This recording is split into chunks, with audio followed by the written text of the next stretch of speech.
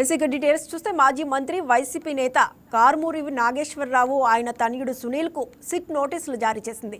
Liquor రవాణా కాంట్రాక్టులో జరిగిన అక్రమాలపై విచారణలో భాగంగా విజయవాడ ఆఫీస్కు వచ్చి వివరణ ఇవ్వాలని సిట్ కోరింది. అధికారులు నోటీసులు జారీ చేసే సమయంలో నివాసంలో ఎవరూ లేకపోవడంతో గోడకు తాకీదు అంటించారు. ఇటీవల విజయవాడ సూర్యరావుపేట పోలీస్ స్టేషన్ పరిధిలో ఓ కేసు నమోదైంది. అక్రమ మద్యం రవాణా కేసు నుంచి తమను తప్పించాలని కోరుతూ సిట్ విచారణ అధికారికి లంచం ఇచ్చేందుకు ప్రయత్నించారన్న ఆరోపణలతో విజయవాడ సూర్యరావుపేట పోలీస్ స్టేషన్లో కేసు నమోదు చేశారు. మునికుమార్ అనే మధ్యవర్తి ద్వారా కారుమూరి ఆయన కుమారుడు సునీల్ 25 లక్షలు లంచంగా ఇచ్చేందుకు ప్రయత్నించారనే ఆరోపణ ఉంది. దీనిపై సిట్ ఆఫీసర్ శ్రీహరి స్వయంగా పోలీసులకు ఫిర్యాదు చేశారు.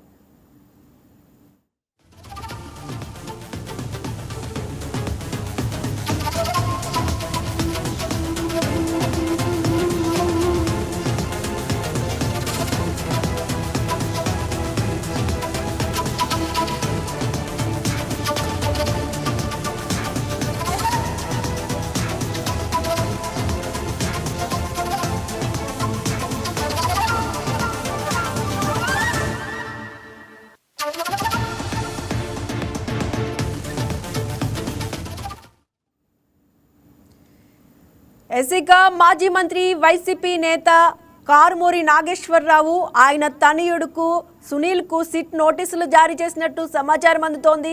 ఇదే అంశానికి సంబంధించి మరింత సమాచారాన్ని మా ఏలూరు కరెస్పాండెంట్ మురళి అందిస్తారు. మురళి, వైసీపీ నేత కారుమూరి నాగేశ్వరరావు ఆయన కుమారుడు సునీల్కి అయితే సిట్ నోటీసులు జారీ చేసింది. అసలు లేటెస్ట్ అప్డేట్ ఏంటి? Good morning. మాజీ మంత్రి కారుమూరి నాగేశ్వరరావు తనయుడు కారుమూరి సునీల్కి అయితే సిట్ అధికారులు అంటే మద్యం రవాణాకు సంబంధించి మద్యం రవాణాలో సుమారు 200 కోట్ల రూపాయల అవినీతి జరిగిందంటూ కూడా సిట్ అధికారులు అయితే కేసు నమోదు చేసి దర్యాప్తు ప్రారంభించారు. ఈ దర్యాప్తు జరుగుతున్న సమయంలో కారుమూరి తనయుడు సునీల్ కుమార్ శ్రీహరిరావు అయితే సుమారు 10 లక్షల రూపాయల ద్వారా 25 లక్షల రూపాయలు లంచం చూపారంటూ కూడా కేసు నమోదైంది. అంటే దీనిపై సిట్ అధికారికే లంచం చూపారనే ఆరోపణలపైన కేసు నమోదు అవడంతో అయితే సిట్ అధికారులు దీనిపై కూడా కేసు నమోదు చేసి ఆరా తీస్తున్న పరిస్థితి అయితే ఉంది. సిట్ అధికారుల ఎదుట 23వ తారీఖు ఉదయం 10 గంటలకు మాజీ మంత్రి కారుమూరి నాగేశ్వరరావు అలాగే కారుమూరి సునీల్ 10 గంటలకు హాజరవ్వాలంటూ కూడా తణుకు నివాసంలో అంటే హైదరాబాద్ అడ్రస్ లో వెళ్ళినా కూడా సిట్ అధికారులకైతే తణుకు ఆఫీసు అడ్రస్ కి వచ్చారు. అక్కడ ఆఫీస్ అడ్రస్ కి ఎవరు లేని సమయం కారణంగా అయితే ఆ నోటీసులు ఎవరు తీసుకోవడానికి నిరాకరించిన నేపథ్యంలో గోడకు తాకీదులు అంటించారని చెప్పుకోవచ్చు. రేపు ఉదయం 10 గంటలకు మాజీ మంత్రి కారుమూరి నాగేశ్వరరావు అలాగే కారుమూరి సునీల్ సిట్ అధికారులు ఎదుట హాజరవ్వాలంటూ కూడా అడిషనల్ ఎస్పీ నుంచి నోటీసులు అందాయని చెప్పుకోవచ్చు. దీనికి సంబంధించి అంటే అక్రమ రవాణా అంటే మద్యం అక్రమ రవాణా అటు గత ప్రభుత్వంలో జరిగిన అక్రమ రవాణాకు సంబంధించి సిట్ అధికారులు దర్యాప్తు వేగవంతం చేశారని చెప్పుకోవచ్చు. అంటే దీనికి సంబంధించి కారుమూరి నాగేశ్వరరావుకి అలాగే అంటే కారుమూరి సునీల్ చుట్టూ కూడా ఉచ్చు బిగిస్తుందని చెప్పుకోవచ్చు. దీనికి సంబంధించి ఇప్పటికే కొంతమందిని అరెస్ట్ చేసిన సిట్ అధికారులు అయితే ఇటు మాజీ మంత్రి కారుమూరి నాగేశ్వరరావు అలాగే కారుమూరి సునీల్ కు కూడా అరెస్ట్ చేస్తారంటూ కూడా ఆరోపణలు వస్తున్న నేపథ్యం అయితే ఉంది. దీనిపై అయితే సిట్ అధికారులు రేపు ఉదయం 23వ తారీఖు ఉదయం 10 గంటలకు మాజీ మంత్రి కారుమూరి నాగేశ్వరరావు కారుమూరి సునీల్ కూడా హాజరవ్వాలంటూ నోటీసులు జారీ చేయడంతో అయితే జిల్లా వ్యాప్తంగా కూడా చర్చనీయాంశం అయిందని చెప్పుకోవచ్చు. ఎస్ మురళి, అంటే ప్రస్తుతం సిట్ విచారణ ఏ దశలో ఉంది? అంటే 25 లక్షల రూపాయలు లంచం ఆరోపణలపై అయితే ఇప్పటివరకు ఏమైనా ఆధారాలు ఉన్నాయా? ఈ మునికుమార్ అనే మధ్యవర్తి పాత్ర ఏంటి? ఆయన ఎక్కడున్నాడు? పోలీసుల కస్టడీలో ఏమైనా ఉన్నాడా? అంటే ముఖ్యంగా మద్యం అక్రమ రవాణాకి సంబంధించి అక్రమంగా అంటే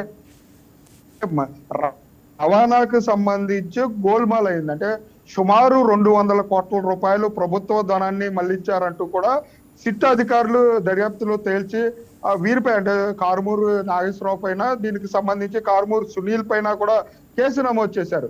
ఈ కేసును మాఫీ చేసేందుకు మునికుమార్ అనే మధ్యవర్తి ద్వారా సిట్ అధికారి ఎవరైతే ఉన్నారో శ్రీహరిరావుకి 25 లక్షల రూపాయలు లంచం చూపారు. ఆయన భవానీ అంటే విజయవాడ భవానీపురం పోలీస్ స్టేషన్ లో కారుమూరు నాగేశ్వరరావు పైన లంచం చూపిన మధ్యవర్తి మునికుమార్ పైన, అలాగే కారుమూరు సునీల్ పైన, వీరు ముగ్గురు పైన కూడా కంప్లైంట్ చేశారు. దీనికి సంబంధించి భవానీపురం పోలీసులు కూడా కేసు నమోదు చేసి వీరందరినీ కూడా దీనికి ఆ కేసు దర్యాప్తు చేస్తున్న భాగంలో ముఖ్యంగా ఈ సిట్ అధికారులు రేపు కారుమూరి సునీల్ ను అలాగే మాజీ మంత్రి కారుమూరి నాగేశ్వరరావును కూడా సిట్ ఎదుట హాజరు కావాలని నోటీసులు ఇచ్చారని చెప్పొచ్చు. ఎస్, అంటే ఈ ఘటనపై అటు వైసీపీ పార్టీ నుంచి కానీ లేదా అటు వేరే ఎవరైనా నేతలు కానీ ఏమైనా స్పందించారా? అంటే ప్రతిపక్ష పార్టీలు ఈ అంశాన్ని ఎలా తీసుకుంటున్నాయి? అంటే ఇప్పటికే మద్యానికి సంబంధించి మద్యంలో 100 కోట్ల రూపాయలు దారి మళ్లించారని చెప్పి రాజ్ కాశిరెడ్డి కానివ్వండి, బ్యావరేజెస్ చైర్మన్ వాసుదేవ్ రెడ్డి కానివ్వండి, వీరందరూ అరెస్ట్ అయ్యారు. అదే కోణంలో చూసుకున్నట్లయితే మద్యం రవాణానికి సంబంధించిన టెండర్లలో కూడా గత ప్రభుత్వం గోల్మాల్ చేసింది. దానిలో భాగంగానే సుమారు 200 కోట్ల రూపాయలు ప్రభుత్వ ధనాన్ని అయితే ఆపల్చారు. ప్రభుత్వానికి రావాల్సిన ఆదాయాన్ని వీరు అంటే కారుమూరు నాగేశ్వరరావు తనయుడు కాజేశారంటూ కూడా సిట్ అధికారులు అయితే దర్యాప్తు చేస్తున్న నేపథ్యంలో అటు వైసీపీ పెద్దలు ఎవరు కూడా దీని గురించి మాట్లాడిన పరిస్థితి అయితే ఉంది. రాజకీయ కక్ష సాధింపులో భాగంగానే మాపై అక్రమ కేసులు పెడుతున్నారని చెప్పి అటు మాజీ మంత్రి కారుమూరు నాగేశ్వరరావు చెప్తున్నప్పటికీ కూడా అంటే దర్యాప్తు అంటే వాస్తవాలు చెప్పాలి, అంటే దర్యాప్తు అధికారులకే లంచం ఇవ్వడానికి చూసిన కారుమూరు సునీల్ పైన, మాజీ మంత్రి పైన కూడా చర్యలు తీసుకోవాలంటూ కూడా రాజకీయ విశ్లేషకులు వీరందరూ కూడా చెప్తున్నారు. అంటే ఒక సిట్కే అత్యంత విశ్వసనీయత కలిగిన దర్యాప్తు సంస్థ సిట్కే 25 లక్షల రూపాయలు లంచం ఇవ్వడానికి ఈ తండ్రి కొడుకులు బరి తెగించారు. వీరిపై చర్యలు తీసుకోవాలని చెప్పి అటు ప్రజా సంఘాలు, రాజకీయ నాయకులు కూడా కోరే పరిస్థితులు ఉన్నాయి.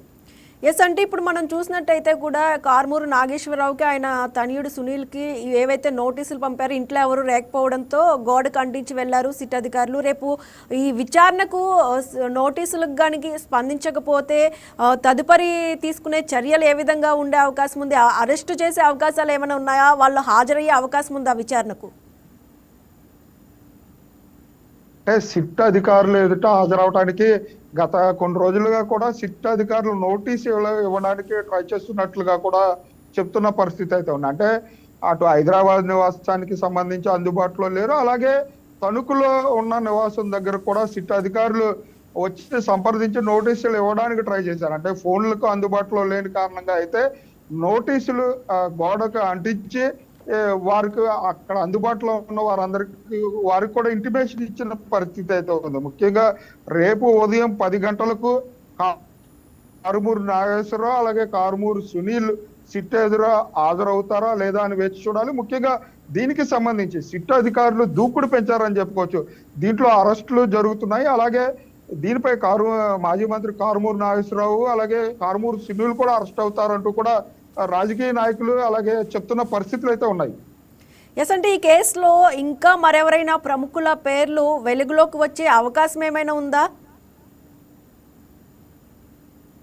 దీనికి సంబంధించి ఇప్పటి వరకు అంటే ఈ రవాణాకు సంబంధించిన కేసులో అయితే ఈ యొక్క ఏజెన్సీని ద్వారానే రవాణాకు సంబంధించిన అప్పచెప్పిన పరిస్థితి అయితే ఉంది. ముఖ్యంగా కారుమూరి నాగేశ్వరరావు తనయుడు సునీల్ వీరిద్దరే ముఖ్యంగా ఈ సంస్థకు సంబంధించి చెప్తున్నారు.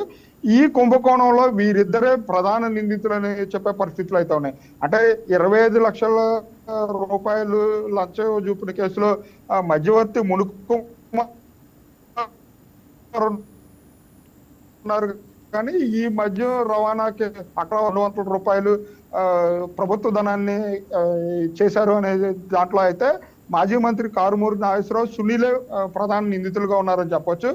ఈ 25 లక్షల రూపాయల లంచం చూపిన కేసులో మధ్యవర్తి మునుకుమార్ కూడా ఉన్నారని చెప్పొచ్చు. Right, thank you Murali.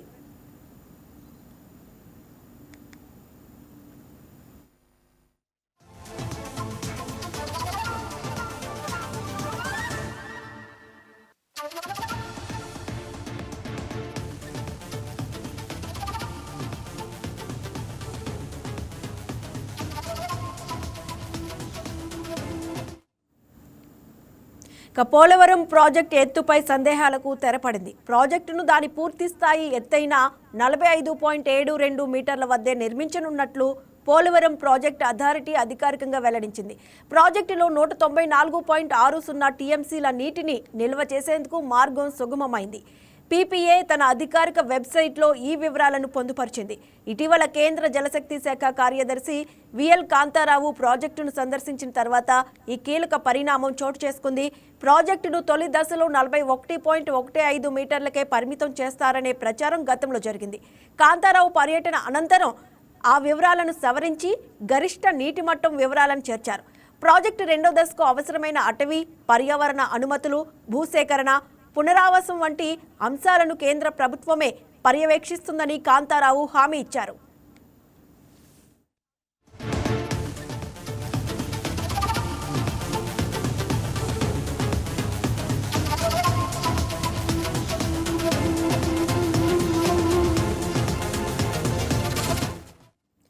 Project తొలి దశ పనులను వచ్చే ఏడాది జూన్ నాటికి పూర్తి చేస్తామని రాష్ట్ర ప్రభుత్వం వెల్లడించింది. ప్రస్తుతం స్పిల్వే నిర్మాణం పూర్తవగా ఎర్త్కమ్ రాక్ఫిల్ డ్యామ్ పనులు వేగంగా సాగుతున్నాయి. ప్రాజెక్టు పూర్తయితే 10.13 లక్షల ఎకరాల ఆయకట్టు స్థిరీకరణతో పాటు కృష్ణా బేసిన్కు 80 టీఎంసీల నీటి తరలింపు, తాగునీరు, 960 మెగావాట్ల విద్యుదుత్పత్తి వంటి ప్రయోజనాలు చేకూరుతాయి.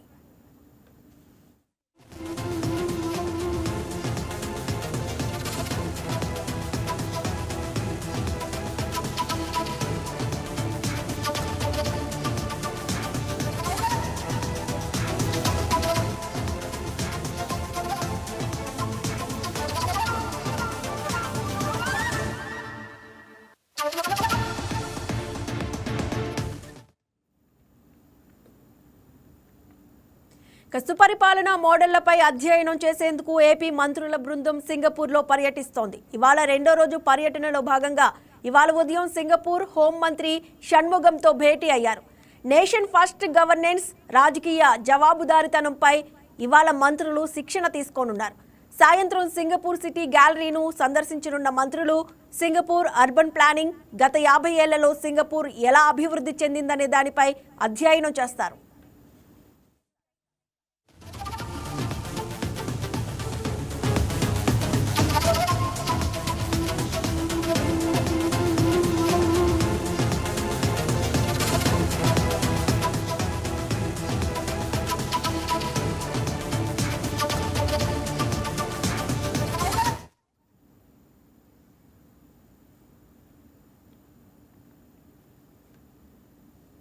వైసీపీపై మంత్రి నిమ్మల రామానాయుడు తీవ్ర విమర్శలు చేశారు. అభివృద్ధిని అడ్డుకునే పార్టీగా వైసీపీ మారిందన్నారు.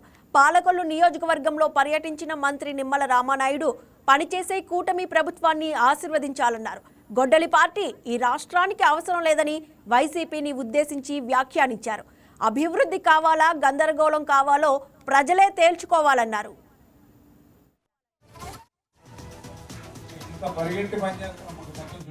ఊడిపోతా ఉంటుంది.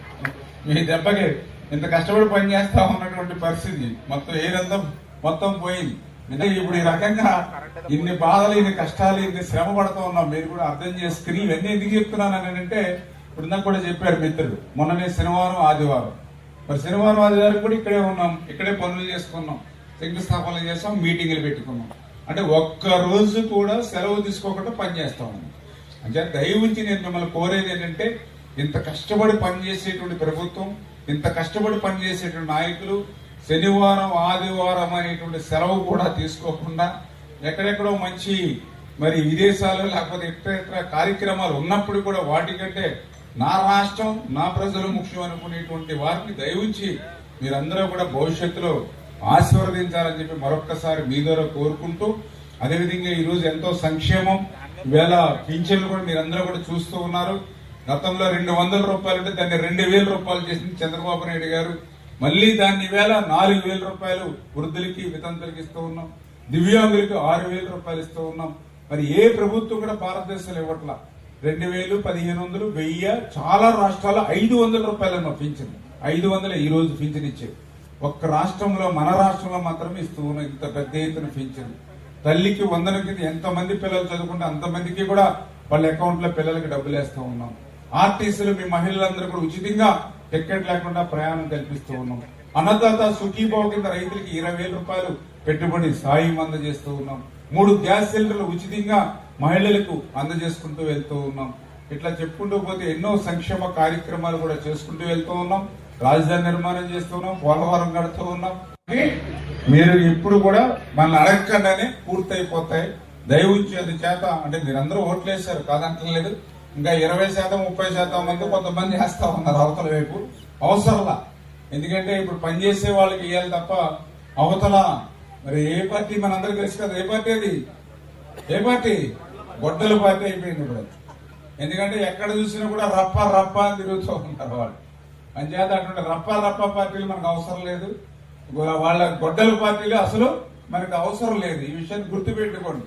వాళ్ళ రాజకీయాలకు కానీ, వాళ్ళ ధనదాహానికి కానీ, వాళ్ళ అధికారానికి కానీ అడ్డొస్తే సొంత బాబాయ్ అయినా, తల్లైనా, చెల్లైనా, వైఎస్ఆర్సీపీ నాయకుడైనా, ఆఖరికి వైఎస్ఆర్సీపీ కార్యకర్త అయినా రప్పే వాళ్ళకి.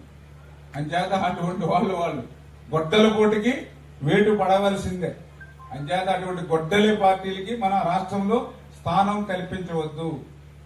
ప్రతిపక్షంలో అంటే అధికారం లేకపోతేనే రేపు పొట్టేళ్లను నరికినట్టుగా నరికేస్తాం. చిత్తూరు జిల్లా పలమనేరులో నటుడు ప్రకాష్ రాజ్ దిష్టిబొమ్మను హిందూ సంఘాల నేతలు దహనం చేశారు. సనాతన ధర్మాన్ని కించపరిచేలా మాట్లాడుతున్న ప్రకాష్ రాజును సినీ ఇండస్ట్రీతో పాటు దేశం నుంచి బహిష్కరించాలని నినాదాలు చేశారు. ఈ ఆందోళనలో జనసేన, బీజేపీ నేతలు పాల్గొన్నారు. సనాతన ధర్మం, పవన్ కళ్యాణ్ విషయంలో ఇష్టానుసారం మాట్లాడుతున్న ప్రకాష్ రాజ్పై కఠిన చర్యలు తీసుకోవాలన్నారు.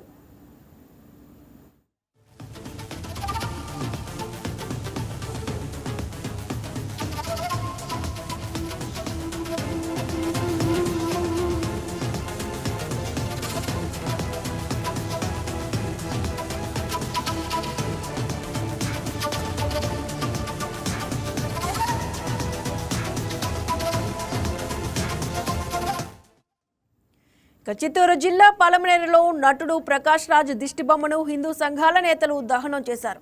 సనాతన ధర్మాన్ని కించపరిచేలా మాట్లాడుతున్న ప్రకాష్ రాజును సినీ ఇండస్ట్రీతో పాటు దేశం నుంచి బహిష్కరించాలని నినాదాలు చేశారు. ఈ ఆందోళనలో జనసేన, బీజేపీ నేతలు పాల్గొన్నారు. సనాతన ధర్మం, పవన్ కళ్యాణ్ విషయంలో ఇష్టానుసారం మాట్లాడుతున్న ప్రకాష్ రాజ్పై కఠిన చర్యలు తీసుకోవాలన్నారు. నిన్నటి రోజు ఒక దొంగ ద్రోహి, దేశద్రోహి అయిన ప్రకాష్ రాజ్ గారు నిన్న మాట్లాడిన మాటలు చూస్తే హిందువులకు అందరికీ నిన్ను చంపాలన్నంత ఉద్రేకం వచ్చినా నువ్వు ఎంత పరుంపోకుండా కొడుకు అంటే అంత పెద్ద పరుంపోకుండా కొడుకు తయారైనావు. హిందువులకి వాళ్ళందరిలో ఒక మనసాక్షి అనేది ఉంది. నువ్వు ఈరోజు మాట్లాడిన దీంతో మా దేశద్రోహి నిన్ను నిందిస్తూ ఇదే పవన్ కళ్యాణ్ గారి గురించి మాట్లాడుతావు. పవన్ కళ్యాణ్ గారు ఈరోజు హిందువులు దేవాలయం గురించి కానీ సనాతన ధర్మం గురించి కాపాడడానికి ఈరోజు ఆయన ఉన్నారు. ఏ మతానికైనా, ఏ కులానికైనా ఆయన అన్నదండలు చూపిస్తారు. నువ్వు దీన్ని కేవలం రాజకీయంగా తీసుకుని వస్తావు. నీ బతికేమో, నీ రాజకీయమేమో దేశమంతా తెలుసు. నిన్ను ఫస్ట్ సినీ ఇండస్ట్రీ నుంచి బహిష్కరించి, అదేవిధంగా దేశం నుంచి బహిష్కరించగా కోరుతూ దేశంలో ఉండే హిందువులంతా కలిసి వారిని బహిష్కరి ఎక్కడ కనిపిస్తామని చెప్పుతో కొట్టాలనేసి కోరుతున్నాను. జై శ్రీరామ్, జై శ్రీరామ్. ఈరోజు ప్రకాష్ రాజ్, సినీ నటుడు ప్రకాష్, మన తెలుగు, తమిళ, దక్షిణ భాష ప్రకాష్ రాజ్ ఒక చిత్ర పరిశ్రమ గురించి మాట్లాడితే బాగుంటుంది. కానీ ఆయన భారతదేశంలో ఆయన ఏం చేస్తానంటే అనవసర విషయాల్లో కలిగించుకొని ప్రభుత్వాన్ని అస్థిరపరచాలనే కుట్రలో భాగంగా ఆయన ఈరోజు హిందూ దేవుళ్ళని, హిందూ మనోభావాలని, హిందూ యొక్క ఆత్మగౌరవాన్ని దెబ్బతీసే విధంగా ఆయన మాట్లాడుతున్నాడు. ప్రకాష్ రాజ్ ఒక విషయం స్పష్టంగా చెప్తున్నాం. ఇప్పుడు జరుగుతున్నది మోడీ యుగం, నవభారతం. ఈరోజు హిందువులు అత్యంత చైతన్యవంతంగా ఉన్నారు. మీరు ఏమైనా మాట్లాడితే చాలా దాని పరివర్తన తీవ్రంగా ఉంటాయని చెప్పి నేను ప్రకాష్ రాజ్కి, దాని వెనుకున్న శక్తులకి మేము ఈరోజు హెచ్చరిస్తున్నాము. ఏంటంటే మహాభారతం సూక్తి ఉంది. సమర్థవంతమైన పాలన ఉన్నప్పుడు దొంగలు, దోపిడీదారులు వస్తారు. ఆ విధంగా ఈ దొంగలు, దోపిడీదారులు లౌకికవాద పేరుతో, శక్తితో ప్రభుత్వాన్ని రెచ్చగొట్టడానికి, ప్రభుత్వాన్ని అస్థిరపరచాలని అనేక రెచ్చగొట్టే ప్రసంగాలు చేస్తారు. దాంట్లో భాగంగానే దేవుళ్ళని విమర్శించడము, మన యొక్క ఆధ్యాత్మిక వ్యక్తులను విమర్శ చేయడం, ఉన్నత వ్యక్తులు విమర్శ చేస్తున్నారు. కాబట్టి ఇది సరైన పద్ధతి కాదని చెప్పి నేను ఈ సభాముఖంగా తెలియజేస్తున్నాను. ఈరోజు హిందువులు తిరుగుబడే శక్తి వస్తుంది. హిందువులు గ్యారంటీగా ఈ విషయంపై చర్య తీసుకుంటారని చెప్పి నేను కోరుకున్నాను. అదేవిధంగా ప్రభుత్వాన్ని అస్థిరపరచడం కాదు. ఈరోజు పవన్ కళ్యాణ్ కానీ నరేంద్ర మోడీ కానీ పదే విమర్శ చేసి రెచ్చగొడుతున్నారు. ఇది మంచి పద్ధతి కాదు. ప్రకాష్ రాజ్కి ఖచ్చితంగా సరైన బుద్ధి చెప్తామని చెప్పి తెలియజేస్తున్నాము. చిత్ర పరిశ్రమ నుంచి తెలుగు తమిళ సినిమా నుంచి పూర్తిగా నిషేధించాలని నేను చిత్ర పరిశ్రమ అభిమానులకు చెప్తున్న ప్రకాష్ రాజ్ చిత్రాలని చూడొద్దండి. ప్రకాష్ రాజ్ చిత్రాన్ని బ్యాన్ చేయాలని నేను కోరుకుంటున్నాను. జై శ్రీరామ్. జై శ్రీరామ్. జై శ్రీరామ్. జై శ్రీరామ్. జై శ్రీరామ్. అందరికీ హిందూ బంధువులందరికీ కూడా నమస్కారం. ప్రతి ఒక్కరు కూడా పాదాభివందనం చేస్తూ ఈరోజు విశ్వ హిందూ పరిషత్ అవుతేనేమి, పొలంనేరు పట్టణంలో ఉన్నటువంటి అన్ని హిందూ సంఘాలు, అదేవిధంగా పొలంనేరులో ఉన్నటువంటి ప్రతి హిందువులు కూడా ఈ కార్యక్రమంలో పాల్గొనడం జరిగింది. ముఖ్యంగా ఈ కార్యక్రమం ఇటీవల సినిమా యాక్టర్ ప్రకాష్ రాజు హిందూ ధర్మం పైన శ్రీరాముని యొక్క ఉనికి మీద ప్రస్తాతంగా మాట్లాడడం జరిగింది. కేవలం రాముడు వచ్చేసి ఉత్తరప్రదేశ్ ఉత్తర దక్షిణ భారతదేశంలో విభజించే పరిస్థితికి ఈరోజు రాజకీయం వెలుగుతుండేది. రాముడు వచ్చి పండు దొంగతనం చేస్తే రావణాసుడు అతని పైన చర్య తీసుకున్నటువంటి అనుచిత వాక్యాలు మన హిందూ ధర్మం పైన, హిందూ దేవుల పైన. ఎందుకంటే 100 కోట్ల మంది ఆరాధ్య దైవం అన్నటువంటి రాముని పైన అనుచిత వాక్యాలు చేసినటువంటి ప్రకాష్ రాజ్ని సుమోటో కేసు కింద బుక్ చేసి అతడు ఇటువంటి కార్యక్రమాలు మరి ఎక్కడా చేయకుండా తక్కువైనటువంటి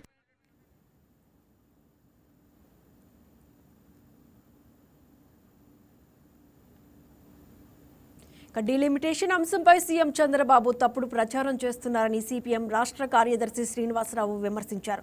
మహిళా రిజర్వేషన్ బిల్లు 2023లో ఆమోదం పొందినప్పుడు డీలిమిటేషన్తో సంబంధం లేకుండా వెంటనే అమలు చేయాలని అప్పట్లో టీడీపీ ఎంపీలు కోరారని సిపిఎం నేత గుర్తు చేశారు. జనాభా లెక్కలు జరిగితే ఎస్సీ, ఎస్టీ, బీసీ వర్గాలకు సీట్లు పెరగాల్సిన అవసరం ఉందన్నారు. అయితే డీలిమిటేషన్ తర్వాత సీట్లు 50% పెరుగుతాయని చంద్రబాబు చెబుతున్నారని, అది ప్రజలను తప్పుదోవ పట్టించే ప్రయత్నమని విమర్శించారు. మహిళా రిజర్వేషన్లను 2029 ఎన్నికల్లోపు ఎలాంటి ఆటంకాలు, షరతులు లేకుండా అమలు చేయాలని డిమాండ్ చేశారు సిపిఎం నేత శ్రీనివాసరావు. నాటకంలో సైడ్ యాక్టర్స్ లాగా ఇప్పుడు ఇక్కడ మనకి చంద్రబాబు నాయుడు గారు వీళ్ళు తయారయ్యారు. అదేదో అదిగో పులంటే ఇదిగో తోక అన్నట్టు వాళ్ళను మించి చంద్రబాబు నాయుడు గారు దీన్ని భుజాన్ని వేసుకొని అసలు మొత్తం మహిళలకు అన్యాయం జరిగిపోయినట్టే మాట్లాడుతూ ఉన్నారు. నిన్న తమిళనాడులో ఆయన ప్రచారానికి వెళ్ళారు. ఆ ప్రచారంలో ఇప్పుడు ఉన్నట్టుండి ఆయనకి పూనకం వచ్చినట్టుంది, ఆర్ఎస్ఎస్ పూనకం వచ్చినట్టుంది. హిందూ మత అన్యాయం, హిందూ ధర్మం దీని పరిరక్షణ అని చెప్పి హిందూ ధర్మాన్ని అక్కడున్న డిఎంకే కూటమి నాశనం చేస్తున్నట్టు ఎందుకు వచ్చిందో ఆయనకు మరి ఈ రకమైనటువంటి పూనకం వచ్చినట్టు మాట్లాడేస్తూ ఉన్నారు. ఇదే తెలుగుదేశం పార్లమెంట్లో వాళ్ళు శ్రీకృష్ణదేవరాయలు మాట్లాడారు, మన రాష్ట్రానికి తీవ్రమైన అన్యాయం చేస్తుంది. 2011 జనాభా అయినా 2026 జనాభా అయినా జనాభా లెక్కలను తీసుకుంటే మనకు అన్యాయం జరుగుద్ది అని చెప్పి స్పష్టంగా చెప్పారు. ఇదే తెలుగుదేశం ప్రతినిధి 2023లో మహిళా రిజర్వేషన్ బిల్లు ఆమోదం పొందినప్పుడు దానికి ఈ సెన్సెస్కి డీలిమిటేషన్ ముడిపెట్టొద్దు, దీన్ని డైరెక్ట్గా అమలు చేయండి అని చెప్పి ఆ రోజు వాళ్ళు కనకమేడల రవీంద్రనాథ్, ఆ రోజు తెలుగుదేశం నాయకుడిగా ఉన్నటువంటి కనకమేడల రవీంద్రనాథ్ రాజ్యసభలో స్పష్టంగా వాదించారు. మరి ఇవన్నీ కృష్ణా జిల్లా మచిలీపట్నం న్యాయవాదుల సంఘం ఎన్నికల్లో తుంగల హరిబాబు అధ్యక్షుడిగా విజయం సాధించారు. మంగళవారం జరిగిన ఈ ఎన్నికల్లో ఉపాధ్యక్షులుగా శివకుమార్, ప్రధాన కార్యదర్శిగా సర్వ లలిత కుమారి ఎన్నికయ్యారు. మిగిలిన పాలకవర్గ పదవులన్నీ ఏకగ్రీవంగా ఎన్నికయ్యాయి. సీనియర్ న్యాయవాది మెహర్ ప్రసాద్ ఎన్నికల అధికారిగా వ్యవహరించారు. మచిలీపట్నం న్యాయవాదుల సంఘానికి ఎన్నికలు జరగబడ్డాయి. ఈ ఎన్నికలకు నేను అనగా కోట మెహర్ ప్రసాద్ని ఎన్నికల అధికారిగా వ్యవహరించాను. ఈ ఎన్నికలన్నీ సజావుగా జరిగినాయి. ఈ ఎన్నికల్లో ప్రెసిడెంట్గా హరిబాబుట్టి, వైస్ ప్రెసిడెంట్గా ఓఎస్కే శివకుమార్, జనరల్ సెక్రటరీగా సర్వ లలిత కుమారి ఎన్నుకోబడ్డారు. మరియు లైబ్రరీ సెక్రటరీగా పి సూర్యప్రకాష్, స్పోర్ట్స్ సెక్రటరీగా గుండు ప్రకాష్, జాయింట్ సెక్రటరీగా గాదే శామ్యూల్, ట్రెజరర్గా ప్రియసుధ ఎన్నుకోబడ్డారు. ఎగ్జిక్యూటివ్ కమిటీ మెంబర్స్ 10 మంది కూడా ఏకగ్రీవంగా ఎన్నుకోబడ్డారు. ఈ ఎన్నికల్లో నాతో వ్యవహరించిన మా కమిటీ మొత్తం నాకు బాగా సహకరించారు. అలాగే మా న్యాయవాద సంఘ సభ్యులు కూడా సహకరించారు. అందువల్ల ఎన్నికలు సజావుగా జరిగింది. అందుకని వారందరికీ ఈ మీడియా ద్వారా కృతజ్ఞతలు తెలుపుకుంటున్నాను. ఈ పదవీ కాలం 1 సంవత్సరం మాత్రమే. ఈ మీడియా ద్వారా మీ అందరికీ తెలియదు. ఈసీ మెంబర్లు అందరూ ఏకగ్రీవంగా ఎన్నుకోబడ్డారు, 10 మంది కూడా.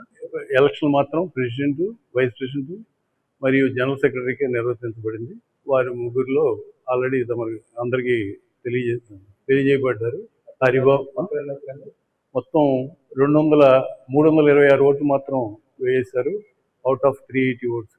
ఈరోజు కండక్ట్ చేసినటువంటి మచిలీపట్నం బార్ ఎలక్షన్స్ లో మరి భారీ మెజారిటీతో ఎంతో అమూల్యమైన నమ్మకంతో మాకు ఓటు వేసి గెలిపించిన వారందరికీ కూడా మా అందరి తరపున మనస్ఫూర్తిగా ధన్యవాదాలు చెప్తూ, వారందరూ మా మీద పెట్టుకున్న నమ్మకాన్ని ఏ రోజుకి కూడా ఒమ్ము చేయమని వాగ్దానం చేస్తూ, ఎప్పుడూ కూడా మేము పదవిలో ఉన్నంతకాలం బార్ అసోసియేషన్ యొక్క అభివృద్ధికి మాత్రమే పనిచేస్తామని అందరికీ చెప్తూ, ఈ సభాముఖంగా మా సాయశక్తులు ఉన్నంత వరకు ఎప్పుడూ కూడా అడ్వకేట్స్ విలువని దిగజారిపోకుండా చూడటం మా యొక్క లక్ష్యం. అలాగే ఈ రోజున అడ్వకేట్స్ ఫేస్ చేస్తున్నటువంటి ఎన్నో సమస్యల మీద దృష్టి సారించడం కానీ, మా యొక్క జ్యూరిస్డిక్షన్ మారిపోవడంలో మాకున్న సమస్యలను విన్నవించుకోవడంలో కానీ ఒక అడుగు ముందు ఉండి మా సమస్యలని మేము పరిష్కరించుకునే దిశగా అందరి యొక్క సూచనలు, సలహాలు, ఎంతో మంది సీనియర్స్ వాళ్ళ యొక్క అనుభవాలని మేము తీసుకుని వాళ్ళ యొక్క వాళ్ళని అనుకరిస్తూ మేము బార్ అసోసియేషన్ అభివృద్ధికి ఎల్లవేళలా మేము పనిచేస్తామని, పదవి ఉన్నా లేకపోయినా మచిలీపట్నం బార్ అంటే ఈ రోజున మాకు కన్నతల్లితో సమానం. ఆ రకంగా మేము మచిలీపట్నం బార్ అసోసియేషన్కి ఎల్లవేళ అభివృద్ధి కార్యక్రమంలోనే ముందుకు అడుగు వేస్తామని ఈ ముఖంగా తెలియజేస్తూ, అందరికీ కూడా ఇంకొకసారి ఈ ఓటు వేసి గెలిపించిన ప్రతి ఒక్కరికి కూడా మా యొక్క మనస్ఫూర్తిగా ధన్యవాదాలు చెప్తున్నాం. Thank you sir. ఈ రోజు మచిలీపట్నం బార్ అసోసియేషన్ లో ఎన్నికలు నిర్వహించడం జరిగింది. కోట మేరగారు ఎలక్షన్ ఆఫీసర్ ఆధ్వర్యంలో. ఈ రోజున ప్రెసిడెంట్ గా తుంగల హరిబాబు, వైస్ ప్రెసిడెంట్ గా ఓ శివకుమార్ గారు, జనరల్ సెక్రటరీగా లలిత కుమారి గారు అతి భారీ మెజార్టీతో గెలిచారు. మరి ఈ విజయానికి కారకులైన మొత్తం మచిలీపట్నం బార్ అసోసియేషన్ న్యాయవాదులు, మహిళా న్యాయవాదులు, సీనియర్ న్యాయవాదులు, జూనియర్ న్యాయవాదులు అందరికీ మచిలీపట్నం బార్ అసోసియేషన్ తరఫున అందరికీ ధన్యవాదాలు తెలియజేస్తూ, అంతకుముందు మేము చాలా కార్యక్రమాలు చేసి ఉన్నాం. దాంట్లోనే అంతకుముందు సెక్రటరీగా చేశాను, ఒకసారి ప్రెసిడెంట్గా చేశాను, ఇది రెండోసారి. నా వంతు నేను ఈ బార్ అసోసియేషన్కి శక్తి వంచనా లేకుండా కృషి చేస్తానని ఈరోజు ఈ సంవత్సరంలో అందరి సంవత్సరంలో నేను నిర్ణయించుకుంటున్నాను. చేశాను 3 సార్లు. తిరుమల శ్రీ వెంకటేశ్వర స్వామి వారిని పలువురు సినీ ప్రముఖులు దర్శించుకున్నారు. వీఐపీ ప్రారంభ విరామ దర్శన సమయంలో నటి శరణ్య శెట్టితో పాటు మలయాళ నటులు దిలీప్, కావ్య మాధవన్ స్వామివారి సేవలో పాల్గొని మొక్కులు చెల్లించుకున్నారు. ఆలయానికి చేరుకున్న వీరికి టీటీడీ అధికారులు దర్శన ఏర్పాట్లు చేశారు. దర్శనం అనంతరం ఆలయ రంగనాయకుల మండపం వద్ద వేద పండితులు ఆశీర్వచనం పలకగా అధికారులు స్వామివారి తీర్థ ప్రసాదాలను అందజేశారు. కలియుగ వైకుంఠనాథుడిని దర్శించుకోవడం పట్ల సినీ తారలు హర్షం వ్యక్తం చేశారు. తెలుగు చిత్ర పరిశ్రమకు పరిచయం చేసినందుకు స్వామి ఆశీస్సుల కోసం తిరుమలకు వచ్చానని శరణ్య శెట్టి అన్నారు. ప్రస్తుతం తెలుగు చిత్ర పరిశ్రమలోని పెద్ద ప్రాజెక్టుల్లో నటిస్తున్నానని, ఆ వివరాలు కూడా త్వరలోనే వెల్లడిస్తానని శరణ్య శెట్టి తెలిపారు. వీరితో సెల్ఫీలు దిగేందుకు భక్తులు ఆసక్తి చూపించారు.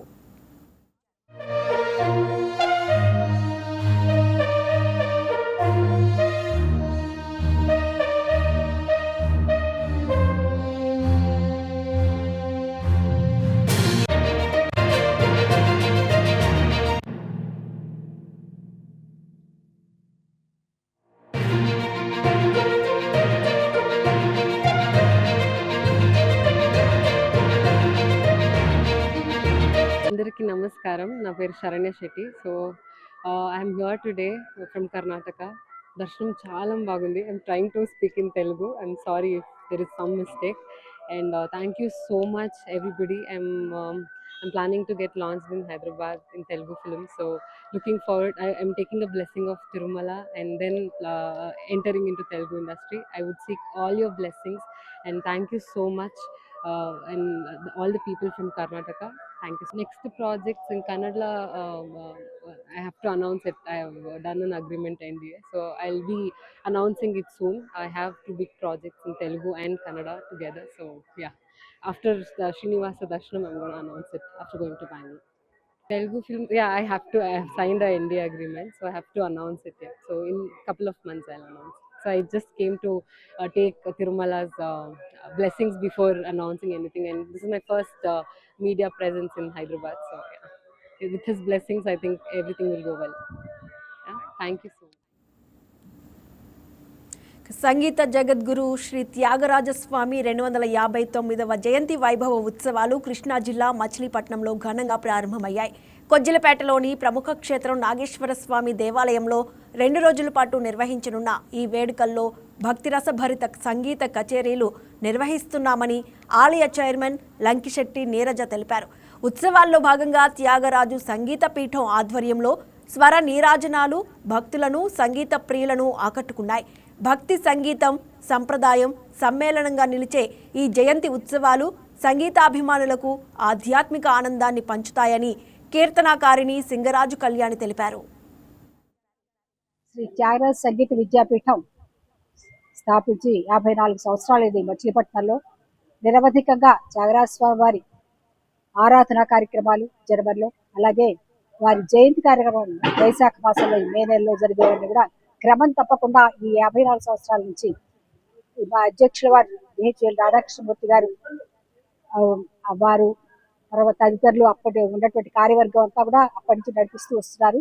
ఇప్పుడు ఇది త్యాగరాజ స్వామి వారి 259వ జయంతి సందర్భంగా ఈరోజు ఇక్కడ ఈ దేవస్థానంలో ఇక్కడ నాగేశ్వర స్వామి దేవస్థానంలో జరగడం చాలా విశేషం. మాకు చాలా కాలం తర్వాత మేము ఇక్కడ కార్యక్రమం చేస్తున్నాము. చాలా కాలం క్రితం ఒకసారి జరిగింది.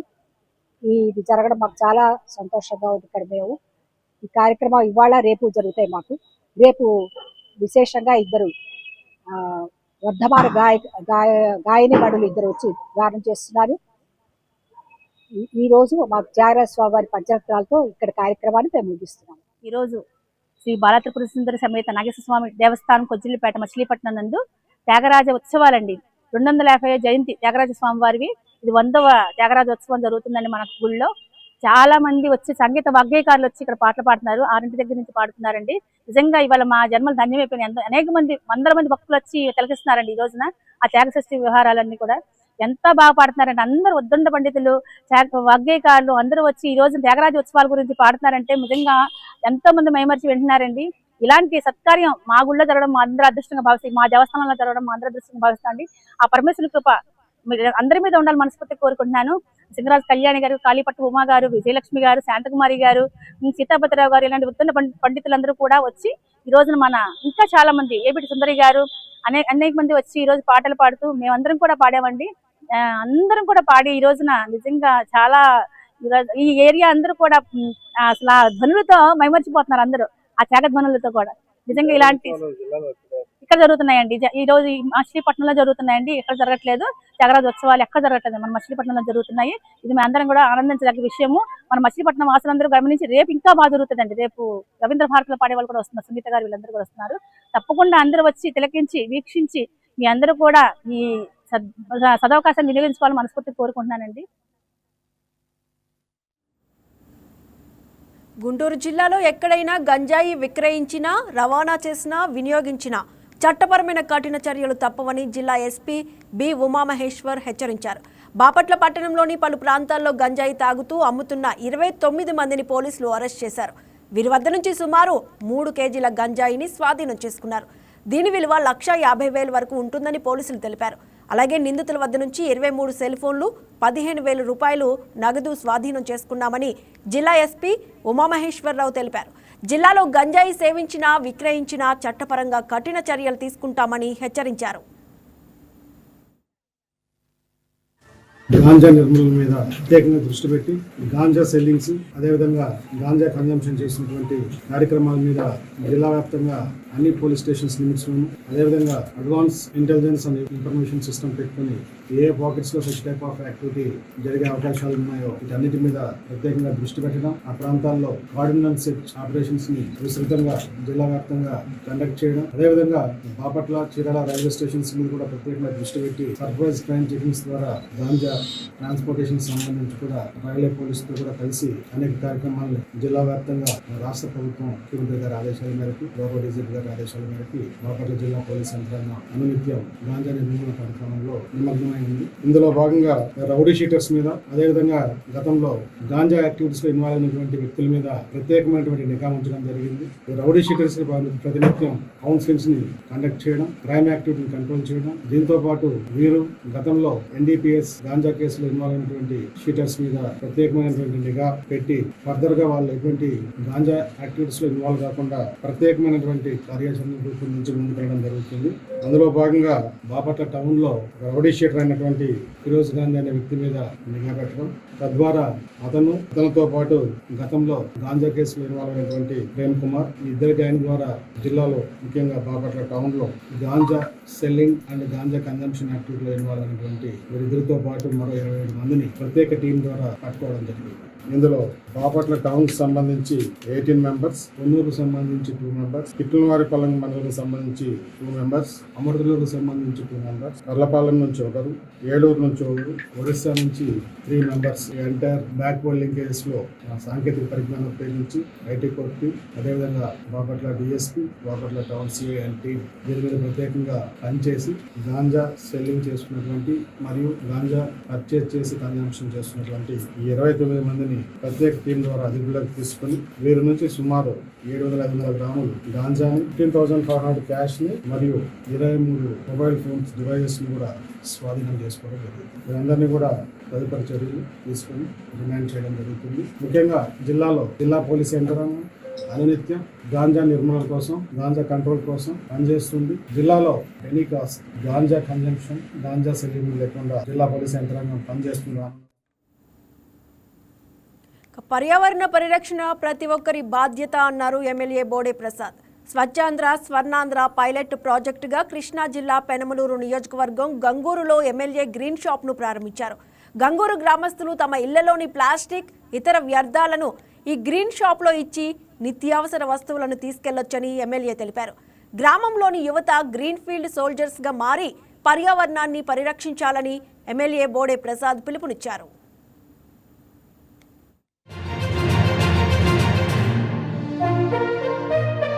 ఇటన్నీ క్రికెట్ బాల్స్, క్రికెట్ బ్యాట్లు అవి కనుక మీరు ఏర్పాటు చేస్తే ఇక సమ్మర్ ఇది చక్కగా అందరికీ అలవాటు కూడా అయిపోతుంది. ఇప్పుడు ఎక్కడ చూసినా ఎన్విరాన్మెంట్ కోసం ప్రతి ఒక్కళ్ళు మాట్లాడుతూ ఉన్నారు. ఆ ఎన్విరాన్మెంట్ కాపాడుకోవడానికే అందులో పార్టే ఇది. కాబట్టి ప్రతి ఒక్కరూ కూడా మరి ఈ యొక్క చక్కటి అవకాశాన్ని ఇది మనం ఎంకరేజ్ చేస్తే వాళ్ళు కంటిన్యూగా ఇక దీని మీద ఆధారపడి ఇంకా ఎక్కువ వ్యాపారం చేస్తారు. వాళ్ళకి ఇంకా ఎక్కువ బిజినెస్ వస్తే ఇంకా షాపులు కానీ లేకపోతే ఇంకా ఎక్కువ పెరిగి ముందు పొల్యూషన్ అనేది తగ్గుతుంది, మీకు డబ్బు ఖర్చు తగ్గుతుంది, డబ్బు ఖర్చు మిగులుతుంది, భూమికి ఎన్విరాన్మెంట్ పొల్యూషన్ తగ్గుతుంది. కాబట్టి ఈ ఒక చక్కటి అవకాశాన్ని మన మండలంలో ఏర్పాటు చేసినందుకు మరి ఇన్ఛార్జ్ కలెక్టర్ గారికి, అలాగే CEO జెడ్పీకి అందరికీ కూడా నా హృదయపూర్వక ధన్యవాదాలు తెలియజేస్తూ ఇది ప్రత్యేకమైన శ్రద్ధ చూపిస్తాను. నేను కూడా దీని మీద ఒక ఎట్లా జరుగుతుంది ఏంటి అనేది, ఇది సమ్మర్లో కాబట్టి మీరు ఆట వస్తువులు తప్పకుండా ఏ షాపులో అయినా సరే ఆట వస్తువులు, చాక్లెట్లు పిల్లలకి అలవాటు చేయండి. ఫస్ట్ ఆటోమేటిక్గా పిల్లలు చేశారంటే పెద్దవాళ్ళు కూడా అలవాటు పడిపోతారు, ఇంట్లో నుంచి తీసుకొచ్చి చేసే. కాబట్టి అనే పనికొచ్చే వస్తువులు తీసుకొచ్చాము మేము మాకని పిల్లలు. చాక్లెట్లు వస్తున్నాయి కదా అని చెప్పి ఇంట్లో వాడుకునే వస్తువులు తీసుకొచ్చేసి వేసేస్తే మళ్ళీ పెద్దవాళ్ళు ఇబ్బంది పడతారు, మనల్ని పనిష్మెంట్ ఇస్తారు. Okay, thank you. వేస్ట్ అనేది ఉంటుందో అది స్క్రాప్ డీలర్కి వెళ్తుంది, వారి ద్వారా షాప్ వారికి కూడా కొంచెం లాభం అనేది వస్తుంది.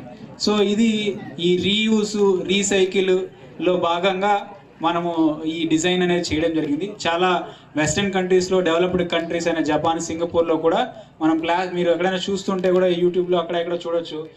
బాక్స్లో పెట్టేస్తే మనకు డబ్బులు కానీ, లేకపోతే బ్యాగ్ కానీ, లేకపోతే ఈవెన్ వాళ్ళకి కార్డ్స్ ఉంటాయి ఎక్కడైనా ట్రాన్స్పోర్ట్ చేయడానికి, దాంట్లో టాప్అప్ అవ్వడం కానీ, ఇలాంటివి మనము మంచి డెవలప్డ్ కంట్రీస్లో చూస్తుంటాము. అదేవిధంగా మనం కూడా ఇక్కడ మనం వేస్ట్ బాటిల్స్ని ఇచ్చి, వేస్ట్ బాటిల్స్ కావచ్చు, పేపర్స్ కావచ్చు, ఏదైనా సరే పర్టికులర్లీ మనకు ఒక సెట్ ఆఫ్ ఐటమ్స్ ఉంటాయి, అవన్నీ ఇస్తే దానికి తగినంత విధంగా మనము ఈ షాప్లో ఏదైనా ఐటమ్స్ కొనుక్కోవచ్చు. ముఖ్యంగా షాప్ వారికి కూడా ధన్యవాదాలు తెలియజేస్తున్నాము. అలాగే స్క్రాప్ డీలర్స్ కూడా ధన్యవాదాలు తెలియజేస్తూ శుభాకాంక్షలు తెలియజేస్తున్నాము. ఇదంతా ఇంత మంచి స్పిరిట్తో ప్రతి దాంట్లో ముందున్న మన ఎమ్మెల్యే గారు ఈ నియోజకవర్గం కూడా ఒకసారి శుభాకాంక్షలు తెలియజేస్తూ సెలవు తీసుకుంటున్నాను. Thank you. ఓటుకు నోటు కేసు మరోసారి సుప్రీంకోర్టు ముందుకు రానుంది. ఈ కేసును అవినీతి నిరోధక చట్టం కింద కాకుండా కేవలం ఎన్నికల చట్టాల నియమావళికి మాత్రమే విచారించాలని కూడా కోరుతూ 2021 జూలై 22న రేవంత్ రెడ్డి పిటిషన్ దాఖలు చేశారు. ఈ కేసు నుంచి తన పేరును పూర్తిగా తొలగించాలని కోరుతూ మాజీ ఎమ్మెల్యే సండ్ర వెంకట వీరయ్య 2021 ఏప్రిల్ 13న సర్వోన్నత న్యాయస్థానాన్ని ఆశ్రయించారు. ఈ రెండు పిటిషన్లను కలిపి జస్టిస్ జేకే మహేశ్వరి నేతృత్వంలోని ద్విసభ్య ధర్మాసనం విచారణ జరపనుంది.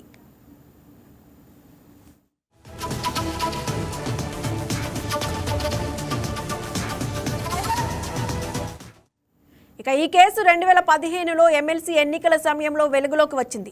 అప్పటి తెలంగాణ టీడీపీ నాయకుడిగా ఉన్న రేవంత్ రెడ్డిపై ఓటుకు నగదు ఆఫర్ చేసినట్లు ఆరోపణలు వెలువడ్డాయి. ఈ ఘటనకు సంబంధించిన వీడియోలు బయటకు రావడంతో అప్పట్లో సంచలనంగా మారింది.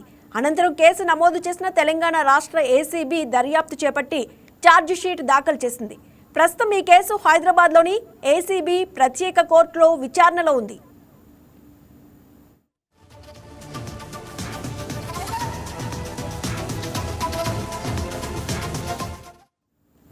ప్రస్తుతం రేవంత్ రెడ్డి తెలంగాణ ముఖ్యమంత్రిగా ఉన్న నేపథ్యంలో విచారణ నిష్పక్షపాతంగా జరగడంపై కొందరు పిటిషనర్లు సందేహాలు వ్యక్తం చేస్తున్నారు. ఈ నేపథ్యంలో కేసును తెలంగాణ వెలుపల మరో రాష్ట్రానికి బదిలీ చేయాలని కోరుతూ సుప్రీంకోర్టులో పలు పిటిషన్లు దాఖలయ్యాయి. ఈ పిటిషన్లపై సుప్రీంకోర్టు విచారణ చేపట్టనుంది. కేసు బదిలీపై సర్వోన్నత న్యాయస్థానం తీసుకునే నిర్ణయం రాజకీయ పరంగా కూడా ప్రభావం చూపే అవకాశం ఉందని న్యాయవర్గాలు భావిస్తున్నాయి. దీంతో ఈ కేసు తదుపరి పరిణామాలపై ఆసక్తి కొనసాగుతోంది. ఇదే అంశానికి సంబంధించి మరింత సమాచారాన్ని మా ఇన్పుట్ ఎడిటర్ శ్రీనివాస్ అందిస్తారు. శ్రీనివాస్, ఓటుకు నోటు కేసు మరోసారి సుప్రీంకోర్టు ముందుకు రానున్నట్టుగా కూడా తెలుస్తుంది. అయితే ఈ కేసును అవినీతి నిరోధక చట్టం కింద కాకుండా కేవలం ఎన్నికల చట్టాల నియమావళి కింద మాత్రమే పరిగణించాలని కోరుతూ కూడా రేవంత్ రెడ్డి అప్పట్లో వేసిన పిటిషన్ కూడా ఒక పిటిషన్ 2021లోనే దాఖలు చేశారు. లేటెస్ట్ అప్డేట్ ఏంటి? రైట్ సుష్మా, ఏదైతే ఓటుకు నోటు కేసుకు సంబంధించి ఈరోజు మధ్యాహ్నం సుప్రీంకోర్టులో తీర్పు వెలువడి, అంటే ఈ కేసును ఇతర రాష్ట్రాలకు బదిలీ చేయాలా, అదేవిధంగా ఇది అవినీతి నిరోధక కేసు కింద కాకుండా ఏదైతే ఎన్నికల నియమావళి కేసు కింద తీసుకోవాలా అన్న ఈ రెండు అంశాల మీద కూడా ఈరోజు సుప్రీంకోర్టులో మధ్యాహ్నము దీనికి సంబంధించి తీర్పు వెలువడబోతుంది. మనకు తెలుసు, ఏదైతే ఈ ఓటుకు నోటు కేసుకు సంబంధించి సరిగ్గా దశాబ్ద కాలం క్రితం అప్పట్లో కేసీఆర్ ప్రభుత్వానికి సంబంధించి స్టీఫెన్ కు లంచం ఇవ్వజూపారు, కేసీఆర్ ప్రభుత్వాన్ని పడగొట్టే ప్రయత్నం జరిగింది అని చెప్పేసి ఆనాడు రెడ్ హ్యాండెడ్ గా ప్రస్తుత ముఖ్యమంత్రి రేవంత్ రెడ్డి, అదేవిధంగా ఏపీ ముఖ్యమంత్రిగా ఉన్న సీఎం చంద్రబాబు నాయుడు వాయిస్ అక్కడ మనకి ఏసీబీ కోర్టు ముందు ప్రవేశపెట్టడం జరిగింది. ఈ కేసు అప్పట్లో తీవ్రంగా సంచలనం కలిగించింది. ఈ కేసు సంబంధించి ఆనాడు రేవంత్ రెడ్డిని కూడా అరెస్టు చేశారు. అదేవిధంగా కేసుకు సంబంధించి పూర్వాపరాల మీదకి వెళ్ళడం జరిగింది. అయితే ఈ కేసు ఏసీబీ కోర్టులో ఉండగా ఈ కేసు మీద పలు సార్లు వాదనలు కూడా జరిగాయి. అయితే ముఖ్యంగా ఈ కేసుకు సంబంధించి చూసుకుంటే కనుక ఈ కేసులో అనేక కోణాలు కూడా ఉన్నాయి. అయితే ఆనాడు ఏదైతే ఈ కేసుకు సంబంధించి ఫోన్ ట్యాపింగ్ కూడా జరిగింది, ఫోన్ ట్యాపింగ్ చేయడం కూడా నేరం అనే విధంగా కూడా తెర మీదకి రావడం జరిగింది. సో అదేవిధంగా ఈ కేసులో అప్పటి ముఖ్యమంత్రి, ఏపీ ముఖ్యమంత్రిగా ఉన్న ప్రస్తుత ముఖ్యమంత్రి చంద్రబాబు నాయుడు ఇన్వాల్వ్మెంట్ కూడా ఉంది. ఆయన వాయిస్ రికార్డులు కూడా అక్కడ ప్రజెంట్ చేయడం జరిగింది. ఆ వాయిస్ రికార్డుకి సంబంధించి కూడా పూర్తి పరీక్షలు జరపడం జరిగింది. అవి చంద్రబాబు నాయుడుకి సంబంధించిన వాయిస్గా చెప్పడం జరిగింది. అదేవిధంగా ఆనాటి కేసులో రేవంత్ రెడ్డి ప్రధాన ముద్దాయిగా ఉన్నారు. ఏదైతే డబ్బులు స్పీకర్ కు ఇస్తూ దొరికిపోయిన విజువల్స్ కూడా మనకు ఆ రోజు మీడియా ముందు చూడడం జరిగింది. అయితే ఈ కేసును తప్పుదోవ పట్టించేదిగా ఉంది కాబట్టి ఈ కేసు వేరే కోర్టుకు బదిలీ చేయాలి, వేరే రాష్ట్రానికి బదిలీ చేయాలని చెప్పేసి పిటిషన్ కూడా దాఖలు చేయడం జరిగింది. అదేవిధంగా ఈ పిటిషన్ ను వేయడంతో సుప్రీంకోర్టు ఈ కేసు సంబంధించి వాదన కూడా వినింది. అయితే ఈ వేరే కోర్టుకి, వేరే రాష్ట్ర కోర్టుకి బదిలీ చేస్తుందా లేదా అనేది దాని మీద ఈరోజు సుప్రీంకోర్టు తీర్పు వెలువరించబోతుంది. అదేవిధంగా ఈ కేసు ఎన్నికల సమయంలో జరిగింది, ఎన్నికల నియమావళిని దీనికి వర్తిస్తుంది తప్ప అవినీతికి సంబంధించిన కేసు కాదు కాబట్టి దీన్ని రాజకీయ పరంగా అదేవిధంగా ఎన్నికల నియమావళి కేసు కింద చూడాలి అని చెప్పేసి ఇటు మరోవైపు మరో పిటిషన్ కూడా దాఖలు కాబడింది. సో ఈ రెండింటికి సంబంధించి కూడా ఈ రోజు తుది తీర్పు వెలువడబోతుంది. దీంతో ఒక ఉత్కంఠ నెలకొంది. అంటే ఏసీబీ ఇది రాష్ట్ర హైకోర్టులోనే ఈ కేసుకు సంబంధించి విచారణ కొనసాగుతుందా, లేకుంటే వేరే హైకోర్టుకు బదిలీ వేరే కోర్టుకి అంటే ఐదర్ బీహార్ కోర్టుకి బదిలీ చేయాలని చెప్పేసి ఆనాడు చెప్పడం జరిగింది పిటిషనర్లు. సో తదనుగుణంగా వేరే రాష్ట్రాల కోర్టుకి బదిలీ చేస్తారా అనేది కూడా చూడాల్సిన అవసరం ఉంది. అదేవిధంగా ఇది అవినీతి నిరోధక కేసు కాదు, రాజకీయ పరంగా ఇది ఎన్నికల నియమావళి కింద వర్తిస్తుంది అని చెప్పారు కాబట్టి ఆ విధంగా డైరెక్షన్స్ ఇస్తుందో చూడాలి. ఏదేమైనప్పటికీ కూడా ఈ కేసుకు సంబంధించి తీర్పు ఎటు వచ్చినా కూడా ఇది ఒక సంచలనమే అవుతుంది. దీన్ని బట్టి కేసు పూర్వాపరాలు కూడా ఎలా ఉండబోతున్నాయని కూడా ఒక నిర్ధారణకు వచ్చే అవకాశం ఉంది. బహుశా చూడాలి సుప్రీంకోర్టు ఏ విధమైన డైరెక్షన్స్ ఇస్తుందో ఆ డైరెక్షన్ కు అనుగుణంగా ఎలా ఈ కేసు ఎలా తెర మీదకి వస్తుందో కూడా మనకు ఒక ఉత్కంఠ అయితే నెలకొని ఉందని చెప్పొచ్చు. ఎస్, అంటే 2021లో కూడా మనం చూసుకున్నట్లయితే మాజీ ఎమ్మెల్యే సండ్ర వెంకట వీరయ్య ఆయన ఈ కేసు నుంచి కూడా ఆయన సుప్రీంకోర్టును కూడా ఈ కేసు గురించి ఆశ్రయించారు. దానికి సంబంధించి ఎలాంటి విచారణ జరగనుంది, ఈయన పాత్ర ఏ విధంగా ఉండే అవకాశం ఉంది? ఖచ్చితంగా వీళ్ళందరూ కూడా రేవంత్ రెడ్డి, సండ్ర వీర వెంకటయ్య ఇవన్నీ కూడా పూర్తి స్థాయిలో ఎవిడెన్సెస్ ఉన్నాయి అని చెప్పి ఏసీబీ కోర్టు గతంలోనే నిర్ణయించడం జరిగింది. దీనికి సంబంధించి ఏసీబీ కోర్టులో కూడా వేయడం జరిగింది. కానీ ఈరోజు సుప్రీంకోర్టులో వచ్చేది కేసు కేవలం ఈ కేసు విచారణలు ఏవైతే ఉన్నాయో తదుపరి ట్రయల్స్ అన్ని కూడా ఎక్కడ జరపాలి అన్న దాని మీద ప్రధానంగా ఉండబోతుంది. ఎందుకంటే ఒకవేళ తెలంగాణ హైకోర్టులో జరిగితే ఈ కేసు మరోలా ఉంటుందని చెప్పేసి ప్రత్యర్థి వర్గాలు భావిస్తున్నాయి. తెలంగాణ కోర్టులో తెలంగాణ హైకోర్టులో కాకుండా వేరే రాష్ట్రాల కోర్టుకు బదిలీ చేయాలన్నది ప్రధానంగా ఇక డిమాండ్. అదేవిధంగా సండ్ర వీర వెంకట వీరయ్యకు సంబంధించి కూడా ఇదే తరంగా ఉంది. ఏదైతే ఈ కేసును ఎన్నికల నియమావళి కింద చూడాలి, అవినీతి నిరోధక కింద చూడకూడదనే ఈ పిటిషన్ అవుతుంది. దాని మీద కూడా చర్చ జరుగుతుంది. ఒకవేళ గనక సుప్రీంకోర్టు ఈ కేసును రెండు కూడా మనకి బయట రాష్ట్రాల కోర్టు కంటే బీహార్ కోర్టుకు ఇతర రాష్ట్రాల కోర్టుకి తరలిస్తే అక్కడ విచారణ జరిగితే కనుక అక్కడ ట్రయల్స్ మరో రకంగా ఉండబోతున్నాయి. అదేవిధంగా కోర్టు ఈ కేసును అవినీతి నిరోధక చట్టం కింద పెడితే మరోలాగా ఉండబోతుంది మాత్రం ఇక్కడ స్పష్టంగా కనిపిస్తుంది. కాబట్టి ఒక ఉత్కంఠపరమైన వాతావరణం అయితే నెలకొందని చెప్పొచ్చు. తీర్పు మీదనే ప్రధానంగా చూస్తూ అందరూ వెయిట్ చేస్తున్నారు. జస్టిస్ జేకే మహేశ్వరితో కూడిన బెంచ్ ఈ రోజు ఈ తీర్పు ఇవ్వబోతుంది. 3:30 ప్రాంతంలో ఈ తీర్పు ఉండబోతుంది. సుష్మా, ఎస్, అంటే ఈ కేసులో చూసుకున్నట్టయితే ప్రధానంగా రేవంత్ రెడ్డి ఉన్నారు. ప్రస్తుతం ఈయన ముఖ్యమంత్రి పదవిలో ఉన్న కారణంగా విచారణపై అనేక సందేహాలు వ్యక్తమవుతున్నాయి. దాని కారణంగానే కేసును తెలంగాణ బయటకు వేరే బదిలీ చేయాలని కూడా కోరుతున్నారు పిటిషన్లు. అయితే సుప్రీంకోర్టు ఈ కేసు బదిలీపై ఎలాంటి నిర్ణయం తీసుకునే అవకాశం ఉందని అటు న్యాయ నిపుణులు భావిస్తున్నారు. సుష్మా, ఇక్కడ ప్రధానంగా ముఖ్యమంత్రిగా రేవంత్ రెడ్డి ఉన్నారు. ఈ కేసుకు సంబంధించి కూడా ప్రధాన ముద్దాయి కూడా రేవంత్ రెడ్డి. సో ఇటువంటి పరిస్థితుల్లో ఒక ముఖ్యమంత్రిగా ఉన్నప్పుడు ఆ రాష్ట్రంలో హైకోర్టులో వస్తే గనక ప్రభావితం చేసే ఆ ప్రమాదం ఉంది అనే ఒక భయంతోనే పిటిషనర్లు ఈ కేసును బయటి రాష్ట్రాలకు ఇవ్వాలని చెప్పేసి కోరడం జరిగింది. అయితే సుప్రీంకోర్టు నిర్ణయాలు ఏ విధంగా ఉంటాయనేది మనం చెప్పడం కరెక్ట్ కాదు. ఎందుకంటే సుప్రీంకోర్టు ఈ కేసుకు సంబంధించి అన్ని తరహా రెండు వైపులా కూడా వాదనలు వినింది. వాదనలు విన్న తర్వాతనే సుప్రీంకోర్టు ఇచ్చే జడ్జిమెంటే మనం ఫైనల్ గా భావించాల్సి ఉంటుంది. సుప్రీంకోర్టు నిర్ణయం ఎప్పుడు వచ్చేంత వరకు వెయిట్ చూడాలి. సుష్మా, ఎస్, అంటే ఈ కేసు రాజకీయంగా ఎలాంటి ప్రభావం చూపొచ్చు? ఖచ్చితంగా రాజకీయం అన్ని కూడా ఈ రాజకీయ ప్రభావితం చూపిస్తాయి అనేది. ఎందుకంటే ఆ రోజు రెడ్ హ్యాండెడ్ గా రేవంత్ రెడ్డి, ప్రస్తుత ముఖ్యమంత్రి రేవంత్ రెడ్డి ఆనాడు రెడ్ హ్యాండెడ్ గా జరిగిపోయారు. అదేవిధంగా ప్రస్తుత ఏపీ ముఖ్యమంత్రి చంద్రబాబు నాయుడు వాయిస్ అక్కడ రికార్డ్ అయ్యింది. సో ఇవన్నీ కూడా ఒకవేళ జడ్జిమెంట్ ఏ విధంగా వచ్చేదాన్ని బట్టి ఖచ్చితంగా రాజకీయంగా తీవ్ర ప్రభావం చూపిస్తుంది. ఇటు ఆంధ్రప్రదేశ్ లోను అటు తెలంగాణలోను కూడా అటు ప్రతిపక్షాల చేతికి ఒక ఆయుధంగా అయితే ఖచ్చితంగా మారుతుంది. అంటే కేసు వచ్చే తీర్పును బట్టే ఇది పూర్తిగా డిపెండ్ అయి ఉంటుంది. Sushma, right, thank you Srinivas.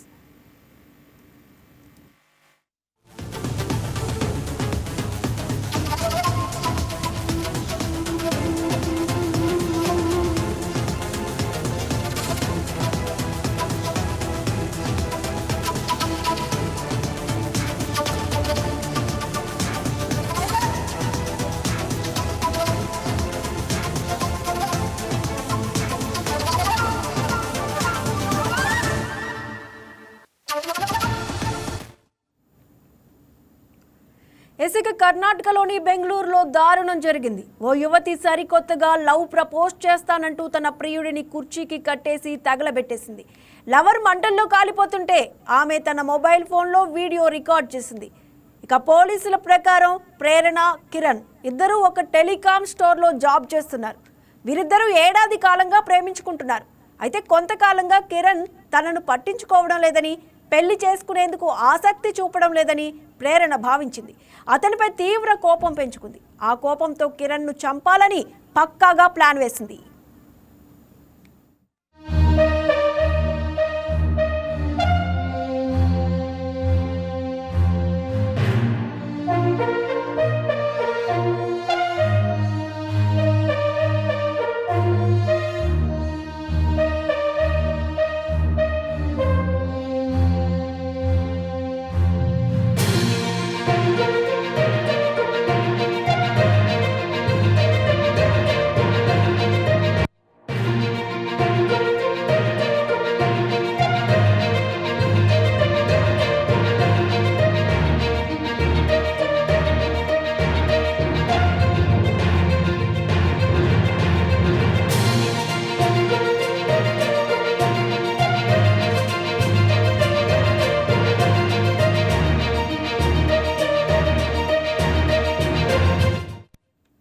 పథకంలో భాగంగా కిరణ్ను తన ఇంటికి పిలిచింది ప్రేరణ.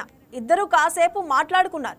ఆ తర్వాత ఫారెన్ స్టైల్లో వెరైటీగా లవ్ను ప్రపోజ్ చేస్తానంటూ నమ్మించి కిరణ్ కళ్ళకు గంతలు కట్టింది. ఆ తర్వాత కుర్చీలో కూర్చోబెట్టి కదలకుండా గట్టిగా తాడుతో కట్టేసింది. ఆ తర్వాత కిరోసిన్ పోసి కిరణ్కు నిప్పు పెట్టింది.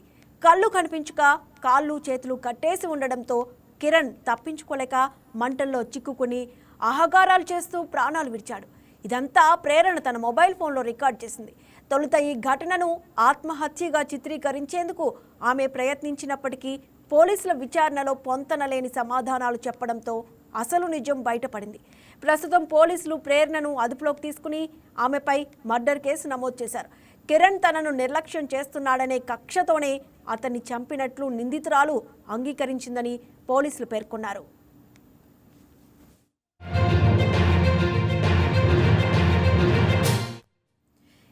ఇదే అంశానికి సంబంధించి మరింత సమాచారాన్ని మా బ్యూరో చీఫ్ సలాం అందిస్తారు.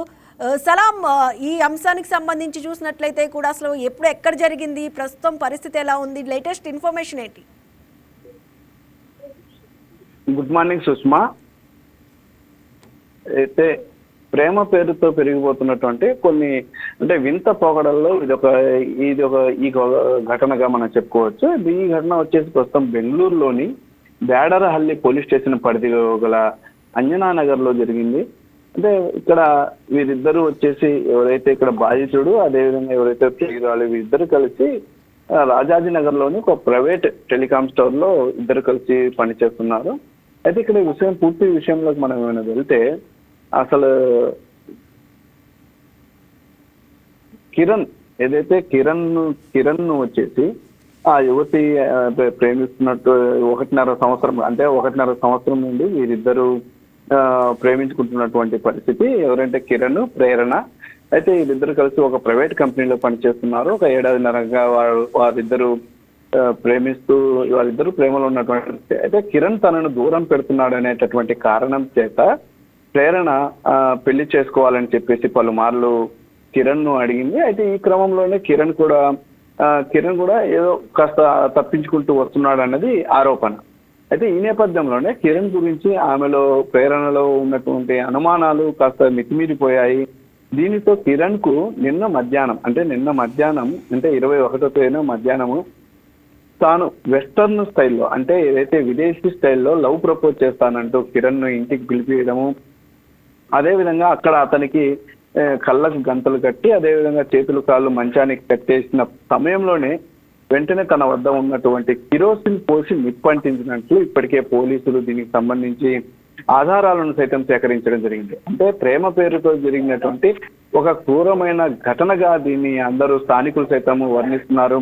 అసలు ఇద్దరు బ్రహ్మాండంగా ఒక ప్రైవేట్ కంపెనీలో పనిచేస్తూ ఇద్దరు జీవనం సాగిస్తున్నటువంటి పరిస్థితి. అయితే వారిద్దరు ప్రేమలో ఉండడం, కిరణ్ మీద ఉన్నటువంటి అనుమానంతోనే ప్రేరణ తాను విదేశీ స్టైల్లో వెస్టర్న్ స్టైల్లో ప్రపోజ్ చేస్తానంటూ కిరణ్ ని ఇంటికి పిలిపియడం, అదేవిధంగా కళ్ళకు గంతలు కట్టి కాళ్ళు మంచానికి కట్టి అప్పటికే తన వద్ద ఉన్నటువంటి రెడీగా ఉన్నటువంటి కిరోసిన్ పోసి నిప్పంటించిన దృశ్యాలు, అంటే ఈ దృశ్యాలు కూడా ఎవరో రికార్డు చేసినట్టువి కాదు. అక్కడ ఏదైతే నిందితురాలుగా పేరుగాంచినటువంటి నిందితురాలుగా ఈ కేసులో ఉన్నటువంటి ప్రేరణనే ఏదైతే అటు ప్రియురాలే ఆ దృశ్యాలను కూడా ఫోన్లో రికార్డు చేయడం అనేది ఇక్కడ ఈ కేసులో సంచలనంగా మారింది. అంటే మొదటగా పోలీసులకు అందినటువంటి సమాచారం మేరకు, అంటే నిన్న మధ్యాహ్నం 2 గంటల సమయంలో బేడవహల్లి పోలీస్ స్టేషన్ కు సమాచారం వచ్చింది. అంటే ఇక అతను ఆత్మహత్య చేసుకున్నట్లు మొదటగా ఆత్మహత్యగా చిత్రీకరించేటటువంటి ప్రయత్నం జరిగింది. ఆ తర్వాత ఆత్మహత్య అనేటటువంటి అనుమానాలు, అంటే ఇది హత్యగా అనుమానించినటువంటి పోలీసులు ఎవరైతే ఈ ప్రేరణ యొక్క మొబైల్ ఫోన్ను చూడడం జరిగింది. అంటే మొబైల్ ఫోన్ను చెకింగ్ చేశారు. ఆ మొబైల్ ఫోన్లో కిరణ్ పై నిప్పటించిన తర్వాత అతను మంటల్లో కాలిపోతున్నటువంటి దృశ్యాలు ఇక్కడ రికార్డ్ అయినటువంటి పరిస్థితి. దీనితో ఏదైతే ప్రేరణ ముందు చెప్పినటువంటి మాటలు పోలీసులు వచ్చినప్పుడు, అంటే బాత్రూంలో ఉండి అతను ఆత్మహత్య చేసుకున్నట్టు కూడా నమ్మించే ప్రయత్నం చేసినటువంటి ప్రేరణ చిట్ట చివరికి ఏదైతే మొబైల్ ఫోన్లో ఆమె మొబైల్ ఫోన్ను స్వాధీనం చేసుకుని అందులో ఉన్నటువంటి వీడియోను చూసిన తర్వాత పోలీసులు సైతం షాక్కు గురైనటువంటి పరిస్థితి.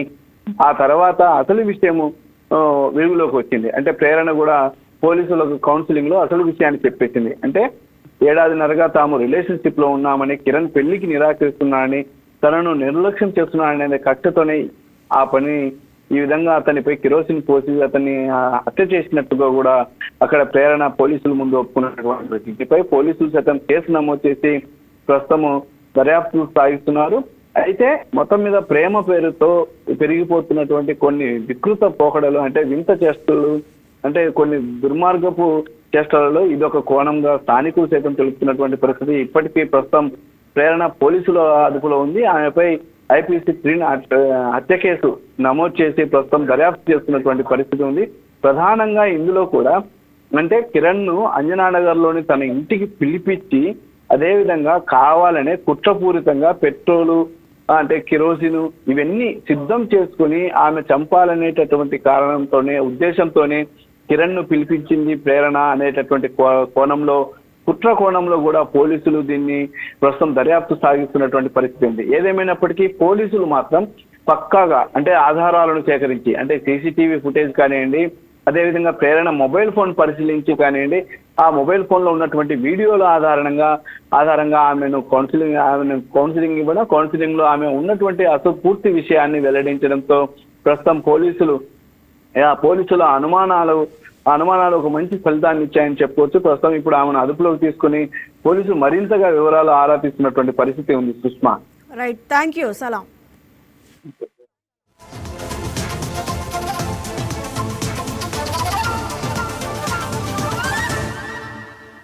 Thank you.